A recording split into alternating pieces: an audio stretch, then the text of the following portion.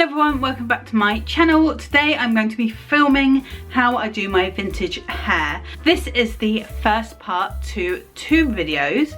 So what we're going to be doing today is show you how I set it and put it up ready for sleep, what products I use and all that good stuff. And then the second video is going to be me brushing it out and you can see how I get those waves. I am in no way an expert on vintage hair at all. I find it very interesting and I have a lot of books on various vintage history, makeup, hair stuff, and I've always been really obsessed with 1930s, 40s and 50s starlets and golden Hollywood, so that's why I love doing this hair. I learned a lot of my stuff from various people online, people like Miss Victory Violet, Sage Lillyman and Rachel Maxey and loads of people. I will link some of those people in the description box below whose videos I found helpful in the past. So let's get on with it. First step is I need to wash my hair. So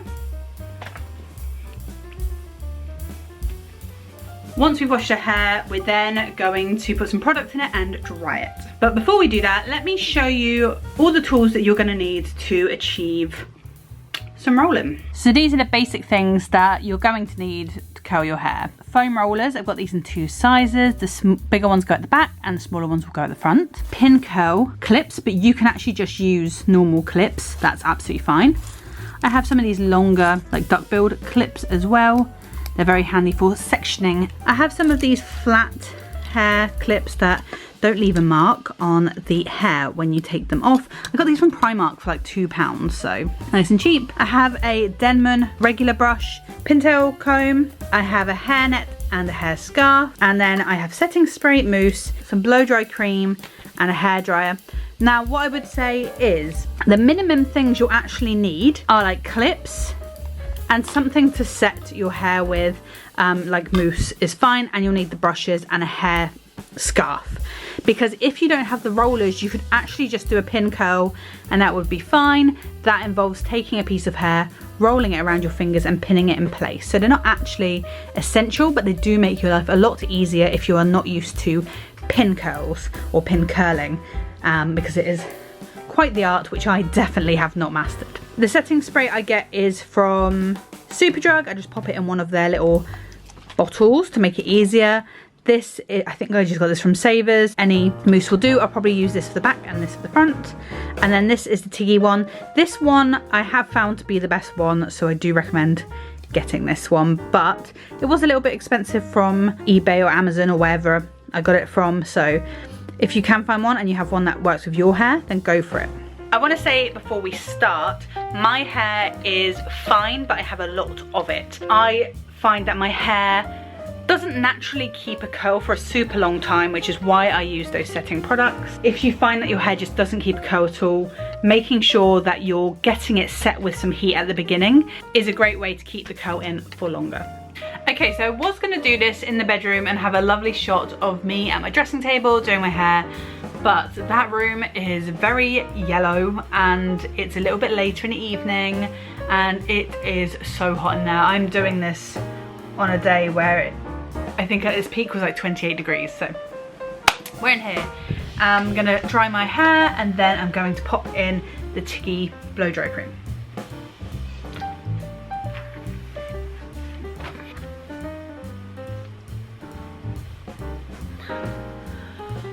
Okay, once that's all worked through, we're gonna part our hair.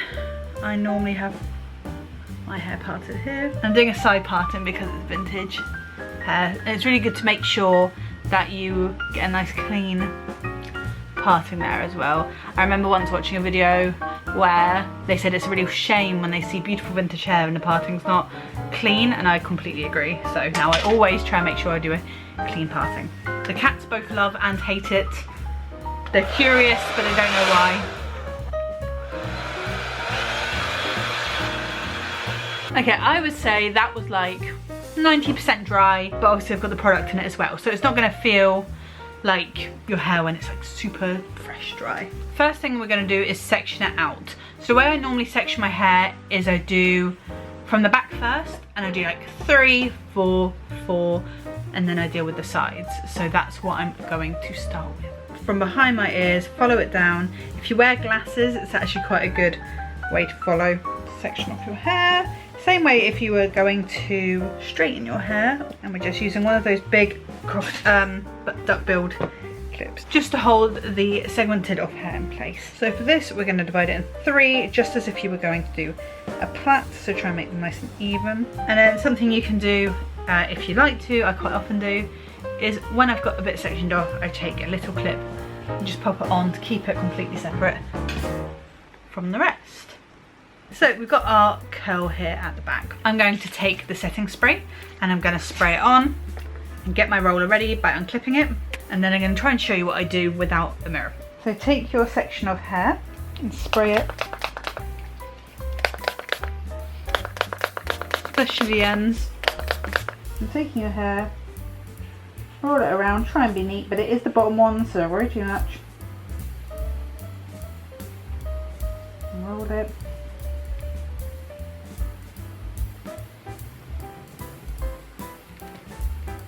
And then find a little clip. And there you go, that's one. Done. Now let's do some more. And if they're a bit loose, you can clip them in place. I'll show you that once I've done the last roll on the bottom.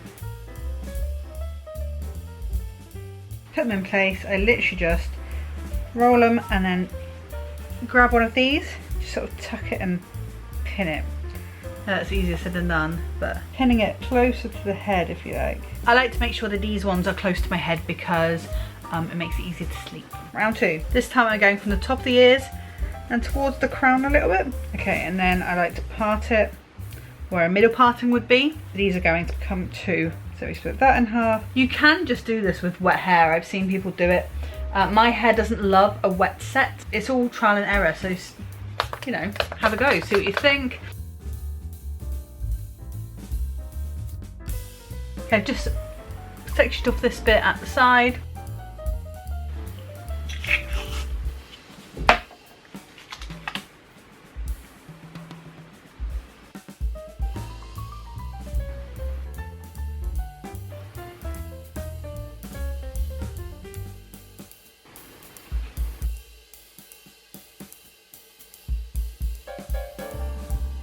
Okay, we just have the front portion left to do.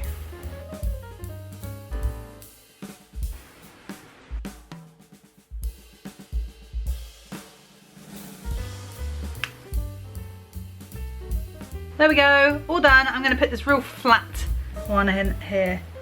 There we go, all rolled. So next I'm going to take your hairnet and I'm only going to put this over the back rollers. And that is because I don't want it to leave a ridge mark on my hairline, which I've 100% had before. All nice and contained. So next job is to put all of this hair back.